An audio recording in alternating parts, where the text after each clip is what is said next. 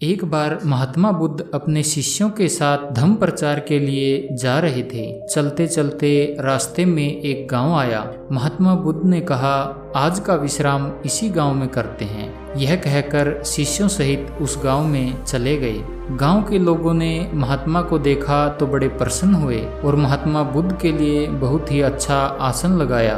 सभी अपने अपने घरों से अच्छा अच्छा पकवान बना कर लाए। रात होने पर सभी बच्चे, बड़े, स्त्रियां महात्माओं के पैर दबाने लगे और आराम से बैठकर ज्ञान की बातें सुनते रहे। सुबह हुई तो महात्मा बुद्ध ने गांव वालों से कहा, अच्छा अब हम चलते हैं, आप सभी हमें जाने की अनुमति दें। गांव वालों ने कहा, महाराज एक दिन तो और रुकिए। लेकिन बुद्ध ने कहा, अब तो हम जाते हैं, कभी फिर आएंगे। यह कहकर महात्मा बुद्ध चलने लगे और चलते हुए बुद्ध ने गांव वालों को वरदान दिया और कहा, सब के सब उजड़ जाओ।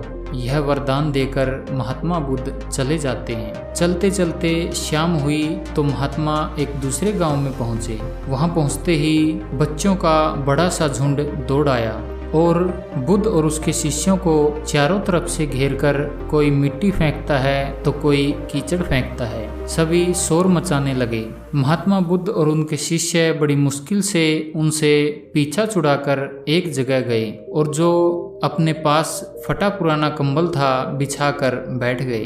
काफी देर बाद गांव के कुछ बड़े बूढ़े आए। वे भी बौद्ध भिक्षुओं को देखकर हंसने लगे और मजाक उड़ाने लगे। एक जवान ने तो भिक्षु का कंबल ही छीन लिया और कहा, इनके क्या काम आएगा, कम से कम मेरी भैंस तो ओढ़ लेगी। वे महात्मा बुद्ध और उनके शिष्यों का अपमान करते चले गए। महात्मा बुद्ध ने भूखे प्यासे रहते हुए बड़ी मुश्किल से रात बिताई। सुबह होते ही बुद्ध चलने लगे और चलते हुए बुद्ध ने गांव वालों को वरदान दिया कि सब के सब बसे रहो।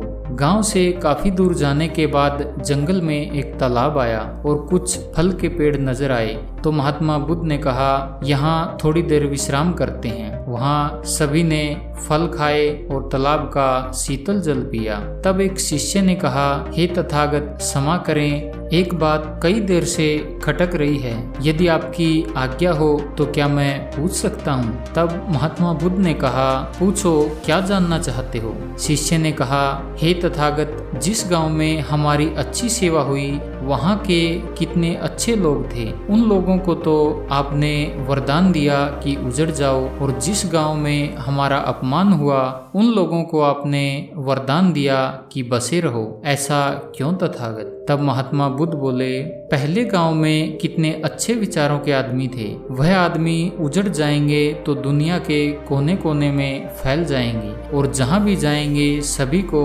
अच्छे विचार सिखाएंगे। इसलिए मैंने उनको उजड़ जाने का वरदान दिया। दूसरे गांव में बुरे लोग थे। यदि वो दुनिया के कोने कोने में जाएंगे तो दूसरे लोगों में भी यह बुराई ही फैलाएंगे। इसलिए मैंने उनको वरदान दिया कि बसे रहो। बुद्ध की बात सुनकर शिष्यों की जिज्ञासा शांत हो गई।